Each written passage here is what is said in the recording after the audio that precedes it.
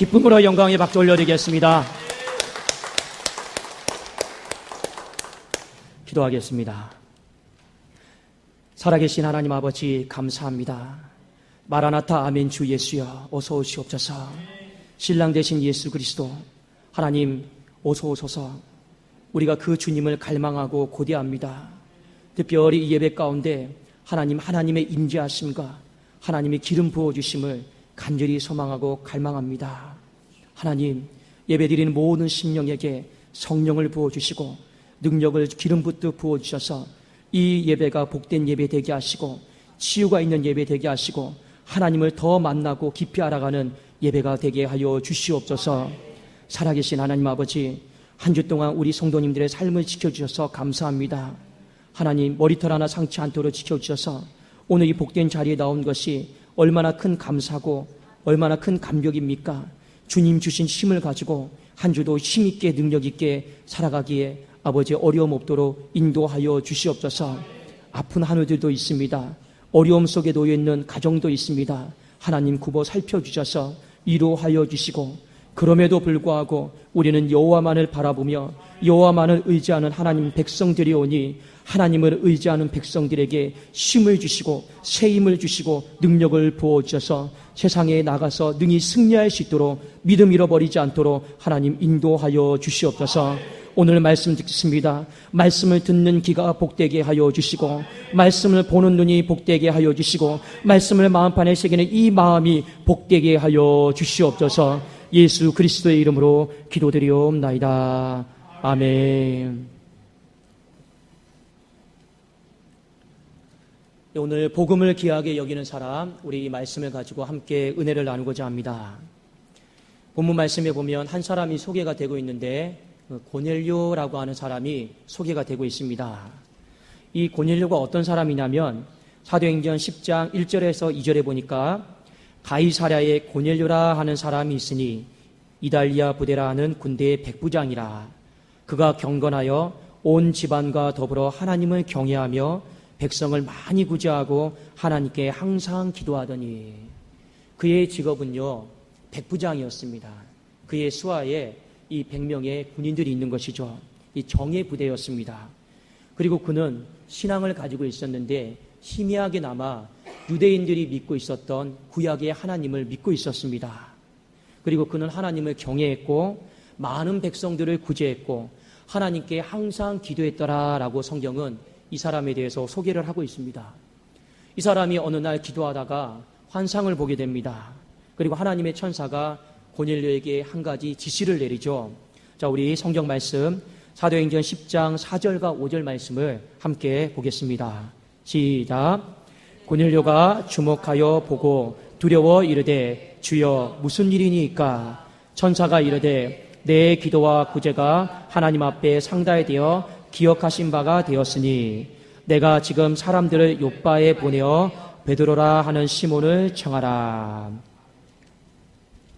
하나님의 환상 중에 고넬료에게 하신 말씀이 이 욥바다라고 하는 도시에 빨리 사람을 보내어서 이 가이사랴에 초청을 하라는 것입니다.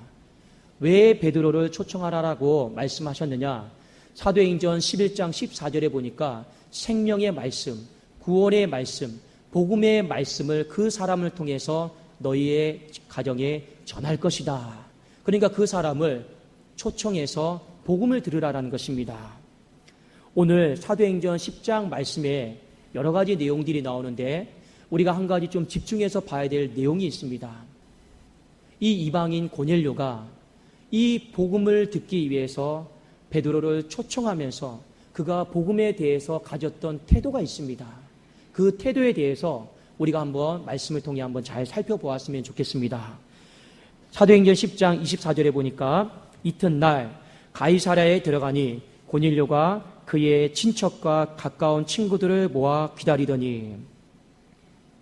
고넬료가 환상 중에 하나님 앞에 받은 내용은 너는 복음을 들어야 된다라는 것이었습니다. 복음을 들어야 될 대상은요 고넬료 자신입니다. 그렇죠? 조금만 더 확장을 시키면 고넬료 가족입니다.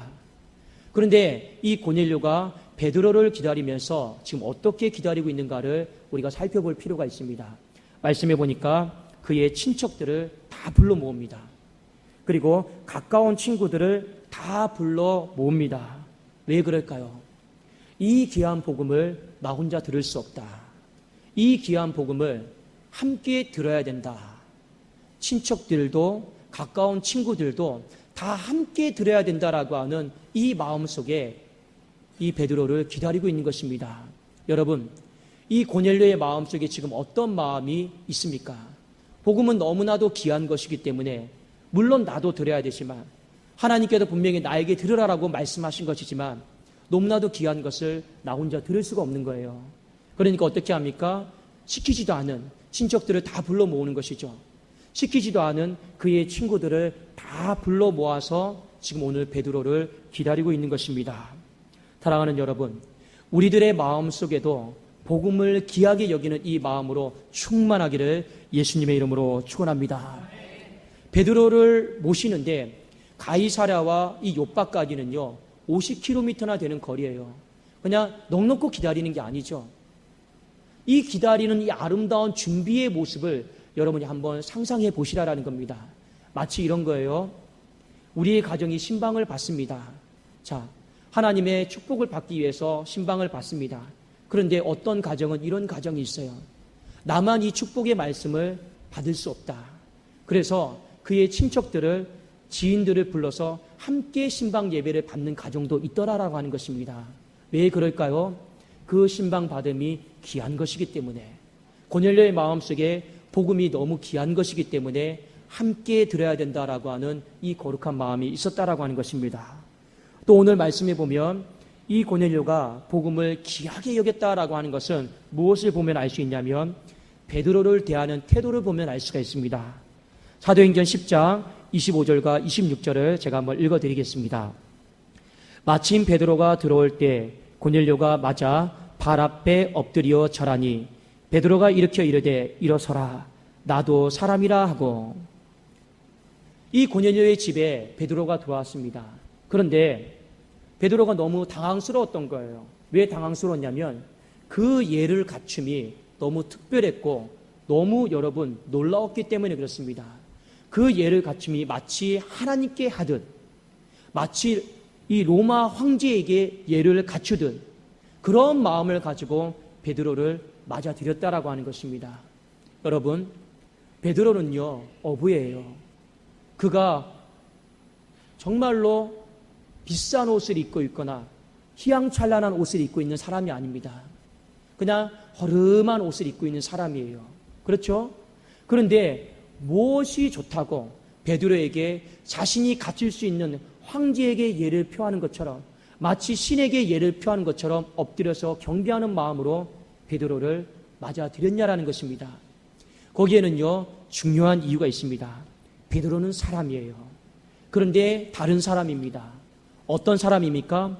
하나님의 말씀, 복음을 담고 있는 사람입니다. 하나님의 말씀을 대언하는 사람입니다. 여러분, 이것을 잘 기억하셔야 됩니다. 하나님이 우리를 사랑하시는 줄로 믿습니다. 하나님이 왜 우리를 사랑하실까요? 돈이 많아서, 물질이 많아서, 재능이 많아서 우리를 사랑하십니까? 절대 그렇지 않죠. 하나님이 우리를 사랑하시는 이유는 딱 한 가지입니다. 우리 안에 하나님의 형상대로 지음을 받았기 때문에, 그가 하나로 하나님은 저나 여러분을 심히 사랑하시는 줄로 믿습니다. 다른 이유 때문에 하나님은 우리를 사랑하시는 게 아니에요. 우리가 하나님 앞에 열심을 갖고 있기 때문에 하나님이 특별히 더 사랑하시는 것도 아닙니다.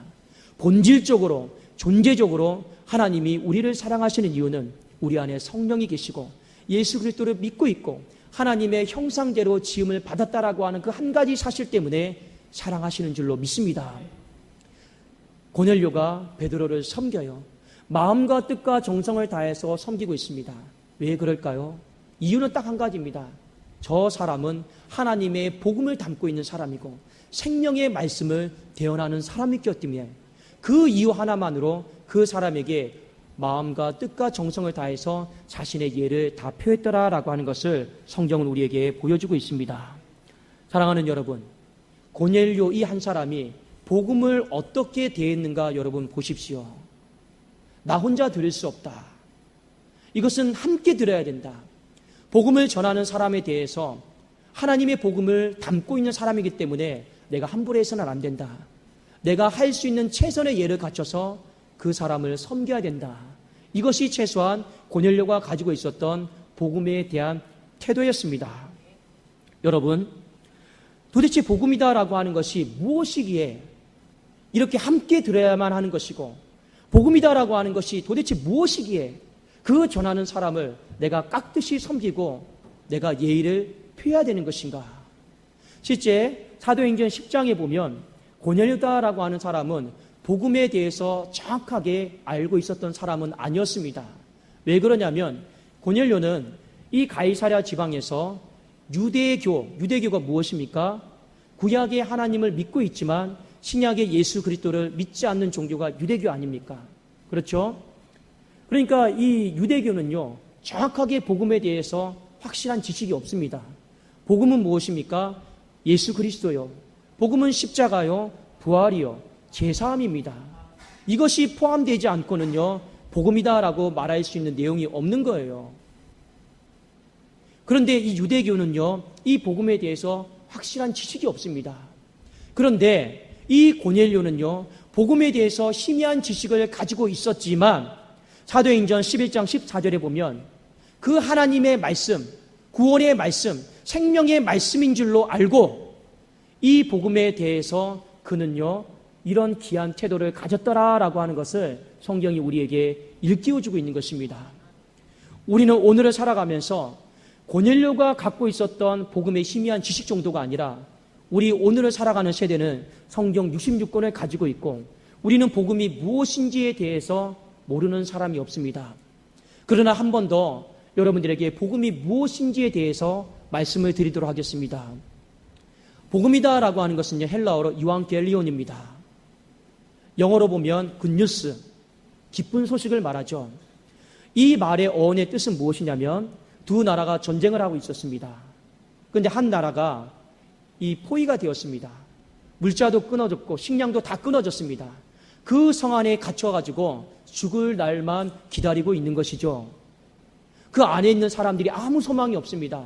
이제 우린 죽는다. 말라서 죽는다. 황폐해서 죽는다. 우리는 죽는다. 이것이 그 성 안에 포위되었던 사람들의 소망 없는 모습들이었습니다. 그런데 갑자기 저 멀리서 우리의 성을 포위하고 있는 군대보다 더 많은 군대가 와서 이 성 안에 갇혀있는 사람들을 살려주는 거예요. 그때 성 안에 있던 사람들이 이런 말을 합니다. 우리는 살았다. 우리는 살았다. 우리는 살았다라고 하는 이 말을요, 누구에게 말합니까? 여러 사람들에게 말을 하겠죠. 그런데 가장 나와 가까이 있는 가족들, 친척들에게 먼저 이야기를 합니다. 가족들에게 우리는 살았어. 우리는 죽지 않았어. 우리는 살았어. 우리는 죽지 않았어. 이 소식들을 기쁨으로 전파하는 것, 이 기쁜 소식이 무엇입니까? 바로 이완겔리온 복음이다라고 하는 것입니다. 이것이 영적인 의미가 있습니다. 우리는요, 어둠의 세력에 사탄의 권세에 우리는 포위되어 있는 인생입니다. 그래서 우리는요, 영적으로 죽을 수밖에 없는 존재죠. 여러분, 죄로 포위되었고, 죄로 포위되니까 어떻게 됩니까? 로마서 6장 23절 말씀에 죄의 삭은 사망이다라고 했습니다. 사탄과 어둠과 죄로 포위된 인생 가운데 영적인 아무 소망이 없는 거라요. 그러니까 우리는요, 죽는구나. 우리는 지옥 갈 인생이구나.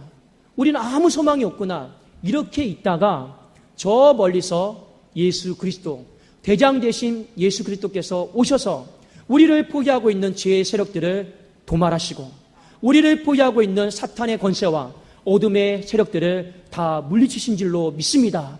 그러니까 포위되어 있는 그 안에 사람들이 뭐라고 말합니까? 예수님 때문에 우리가 살았다. 예수님 때문에 우리가 죽지 않는다. 예수님 때문에 우리가 영원한 생명을 누릴 수가 있다. 이 소식을 가까이 있는 가족들과 사람들에게 전하는 것이죠. 그것이 바로 무엇입니까? 복음, 이완겔리온 굿뉴스였습니다. 사랑하는 여러분, 그래서 복음은요, 우리가 뭐라고 이야기할 수 있냐면 생명의 말씀이다라고 우리는 복음을 말할 수 있습니다. 그렇잖아요. 나를 살리는 말씀. 또 복음은 뭐라고 말할 수 있냐면 그 모든 일을 주도적으로 이루신 분이 예수 그리스도이시기 때문에 성경은 복음은 예수 그리스도이십니다라고 선언을 하고 있습니다. 우리 한번 마가복음 1장 1절을 한번 같이 한번 보도록 하겠습니다. 마가복음 1장 1절입니다. 한번 같이 읽어볼까요? 시작. 하나님의 아들 예수 그리스도의 복음의 시작이라. 성경이 뭐라고 증거하고 있습니까? 이 말씀을 헬라 언어로 보면 이렇게 나와 있습니다. 하나님의 아들 이꼴 예수 그리스도 복음이시다. 이렇게 나와 있습니다. 복음이 무엇입니까? 복음은 어려운 게 아니에요. 복음은 바로 예수 그리스도이신 줄로 믿습니다. 그런데 초대교회는요, 이 복음 예수 그리스도를 엄청나게 귀하게 여겼다라고 하는 것입니다. 우리가 잘 알고 있는 것처럼 사도행전 3장 6절에 보면 나면서부터 안진뱅이 된 사람이 나옵니다. 베드로와 요한이 성전 미문에 올라갈 때 돈 좀 달라고 하죠. 나면서부터 안진뱅이가. 베드로가 이 사람에게 뭐라고 이야기를 합니까? 은과 금은 내게 없거니와 내게 있는 이것을 너에게 주노니 곧 나사렛 예수 그리스도의 이름으로 일어나 걸으라. 여러분, 이 말씀이 무엇입니까? 너에게 필요한 것은 은도 아니요, 너에게 필요한 것은 금도 아니요, 복음이 필요하다라는 것입니다. 복음 자체 대신 예수 그리스도가 필요하고 그분이 너를 두르고 있는 어둠의 세력들을 다 몰아내어 주실 것이고 너를 움직이지 못하게 하는 모든 육의 결박 세력들을 다 물리쳐 주실 것이라는 것입니다. 그분이 복음이시고 그 예수 그리스도를 받아들이기만 하면 다시 발과 발목에 힘을 얻고 기뻐 뛰는 기쁜 소식을 누릴 수 있는 인생이 될 수 있을 것이다 라고 하는 것이 바로 그 말씀이었습니다. 베드로와 요한에게는요, 어떤 의미입니까? 이 세상의 은보다 더 귀한 것은 예수 그리스도, 이 세상의 금보다 더 귀한 것은 예수 그리스도, 내게 있는 이것 예수 그리스도 복음이 가장 귀하다라고 하는 것을 그들의 신앙의 고백 가운데 선언을 한 것이죠. 성경에 보면 복음을 가장 또 귀하게 여겼던 한 사람이 있습니다. 누구냐면 사도 바울이었습니다. 그가 로마서 16장 25절에 복음에 대해서 이런 표현을 쓰고 있습니다. 여러분 한번 이 말씀은 굉장히 중요한 말씀이기 때문에 우리가 한번 같이 찾아보기를 원합니다. 로마서 16장 25절 말씀입니다.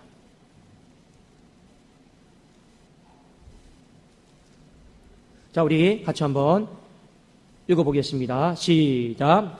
나의 복음과 예수 그리스도를 전파함은 영세 전부터 감추어졌다가. 사도 바울이 이 복음에 대해서 굉장히 특별한 표현을 쓰고 있습니다.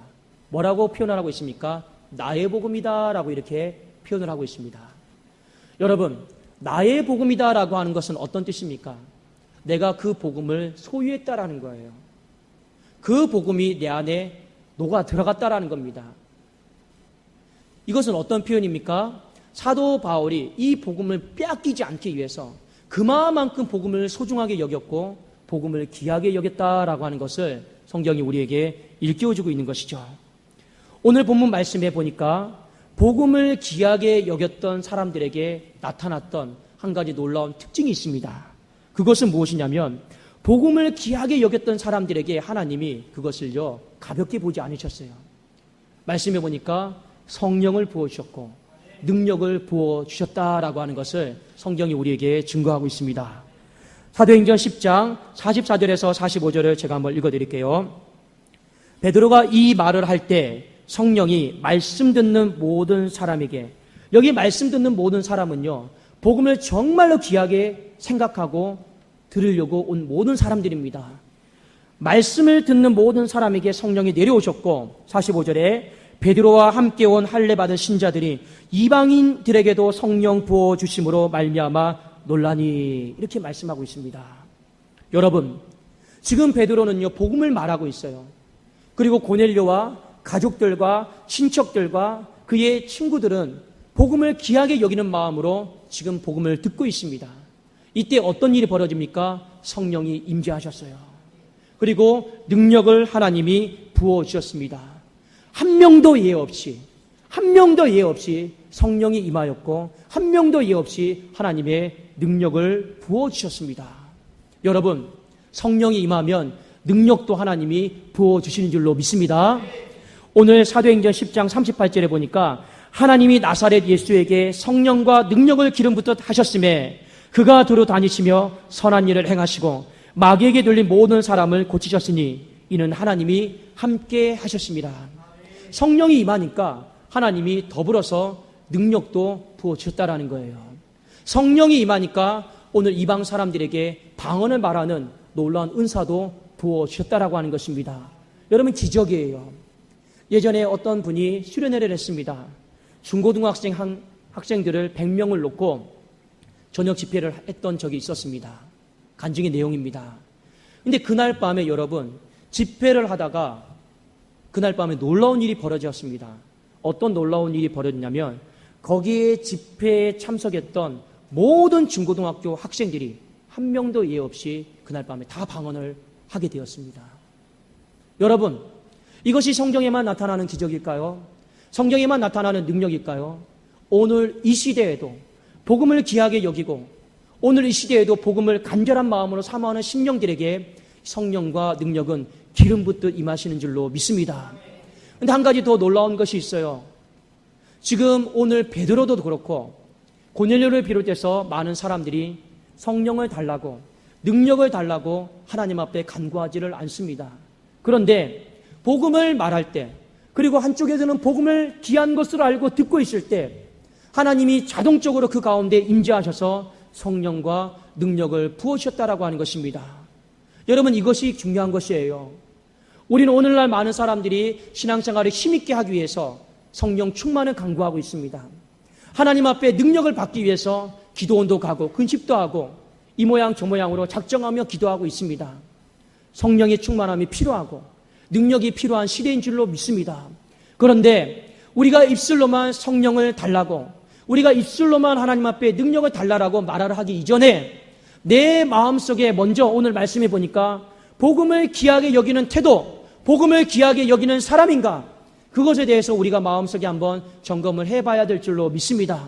정말로 우리의 마음속에 복음을 귀하게 여기는 사람으로, 복음을 귀하게 여기는 태도를 가지고만 있다라면 하나님은 구하지 않아도 우리에게 성령을 부어주시고 성령을 부어주심으로 말미암아 우리에게 능력도 충만하게 부어주실 줄로 믿습니다. 우리의 마음속에 진정으로 필요한 것이 무엇입니까? 이 시대를 살아가면서 우리에게 필요한 것이 무엇입니까? 많은 사람들이 다시 복음 앞으로, 다시 복음 앞에 서자라고 모든 한국교회들이 일어나서 기도하고 금식하며 작정하고 있습니다. 다시 복음 앞에 선다라고 하는 것이 여러분 무엇입니까?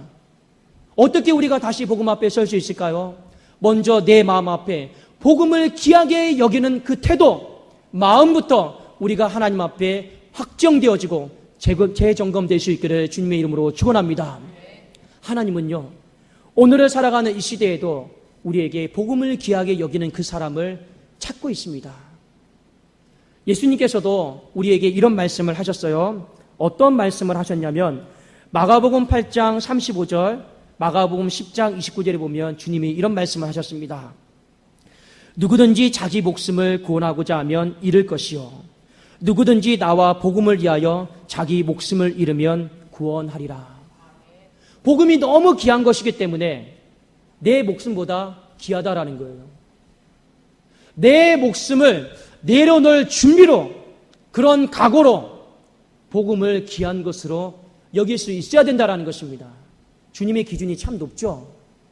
마가복음 10장 29절에 보니까 예수께서 이르시되 내가 진실로 너희에게 이르노니 나와 복음을 위하여 집이나 형제나 자매나 어머니나 아버지나 자식이나 전토를 벌인 자는, 여러분, 집보다 더 귀한 것이 무엇입니까? 복음이에요.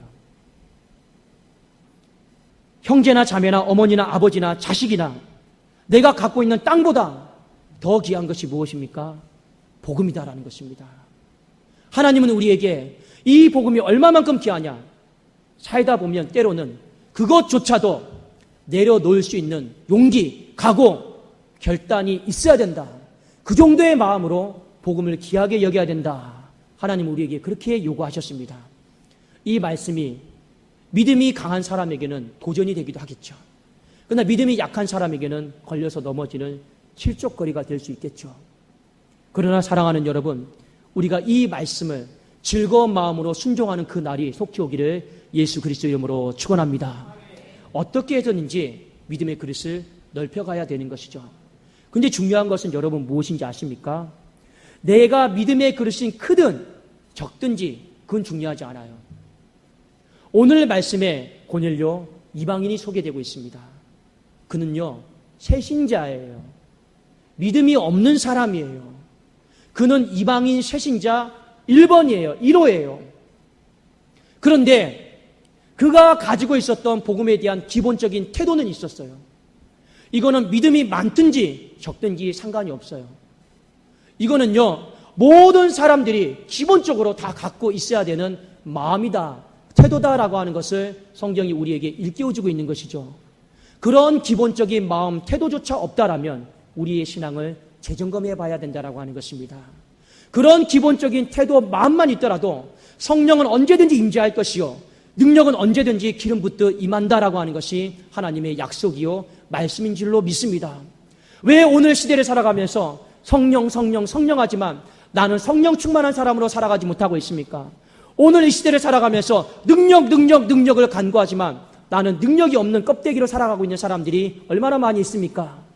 한번 우리의 모습을 돌아볼 수 있기를 원합니다. 나는 복음을 귀하게 여기는 사람인지, 나는 정말 복음을 귀하게 여기는 사람인지 아닌지를 정말로 예수님이 말씀하신 만큼만 아니더라도 그 이방인이 가졌던, 아무것도 모르는, 성경 지식도 없는 그 이방인이 가졌던, 고넬료가 가졌던 그 복음에 대한 기본적인 태도, 이것이 나에게 있는지 없는지를 잘 점검해 보십시오. 여러분, 어려운 것이 아닙니다. 하나님이 우리에게 많은 태도를 요구하시는 것이 아닙니다. 여러분, 복음을 전하는 사람을 귀한 줄로 알고 귀하게 여길 수 있기를 주의 이름으로 축원합니다. 오늘 시대를 살아가면서 많은 목회자들이 많은 범죄로 인해서 그 유신들이 많이 추락했습니다. 존경받지 못하고 있죠. 인정받지 못하고 있죠. 그러나 여러분, 그럼에도 불구하고 이 강대상에서 어린아이가 복음을 전하든, 나이가 많은 사람이 복음을 전하든, 젊은 사람이 복음을 전하든, 여러분, 정말로 헛된 소리 하지 않고 하나님의 말씀, 복음, 예수 그리스도 십자가, 부활, 제사함을 전하고 있다라면 여러분, 그 사람을 귀한 줄로 알고 귀하게 여겨줄 수 있기를 주의 이름으로 축원합니다. 우리는요, 목사만 복음을 전하는 것이 아니죠. 성도님들도 나중에 부르심이 있으면 이방 땅에 가서 선교사로 우리는 부름을 받을 줄 누가 알고 있습니까? 우리는 직장에서, 우리의 일터에서 복음을 전하는 사람으로 우리는요, 다 부름을 받게 되어 있습니다. 성경 말씀에 보면 사도 바울이 고린도 교회 성도들에게 이렇게 말합니다. 고린도 교회 성도들이 복음을 전하는 사람들을 귀하게 여기지 않으니까 사도 바울이 고린도 교회에 편지를 씁니다. 뭐라고 편지를 쓰느냐? 고린도전서 16장 10절 11절에 이렇게 편지를 씁니다. 디모데가 이르거든 너희는 조심하여 그로 두려움이 없이 너희 가운데 있게 하라. 이는 그도 나와 같이 주의 일에 힘쓰는 자임이라. 그러므로 누구든지 그를 멸시하지 말고 평안히 보내어 내게로 오게 하라. 나는 그가 형제들과 함께 오기를 기다리노라. 이 말이 무슨 말입니까? 그는 복음을 귀하게 여기는 사람이다. 그는 복음을 전하는 사람이다. 그는 복음 가운데 고난을 받는데 동참한 사람이다. 그러니까 어떻게 해야 된다라고 하는 것입니까? 환경과 나이와 상황에 상관없이 귀하게 여겨주라라는 것입니다. 또 하나 우리가 적용해야 될 말씀이 무엇입니까? 정말로 여러분 복음이 귀하다 생각하면 하나님이 나 혼자 복음을 듣기 원한다 할지라도 고넬료와 같은 마음을 가지십시오. 부르지 않는 사람들, 그의 친척들, 친구들을 다 불러 모아서 우리 함께 들어야 된다. 우리 함께 들어야 된다. 여러분, 그 거룩한 마음이 있어지기를 주님의 이름으로 축원합니다. 그게 중요한 거예요. 죽는 줄 알았는데 살았잖아요. 그 소식을 혼자만 알고 있습니까? 사랑하는 사람에게, 소중한 사람에게 제일 먼저 전하면서 함께 듣기를 원하고 있지 않습니까? 우리의 마음속에 이 복음을 대하는 그 기본적인 태도 잘 회복이 되어져서 우리의 가정과 교회 가운데 성령과 능력이 기름 붓듯 임하는 놀라운 축복이 있기를 예수님의 이름으로 축원합니다. 기도하겠습니다. 살아계신 하나님 아버지 감사합니다. 푸른 마르고 꽃은 시드나 주의 말씀은 영원히 변하지 않는다 하였습니다. 변하지 않는 생명의 말씀, 내 영혼을 살리는, 우리의 가정과 교회를 살리는 이 복음, 귀한 것을 귀하게 알고 귀하게 여기는 사람이 되게 하여 주시옵소서. 예수님의 이름으로 기도드리옵나이다. 아멘.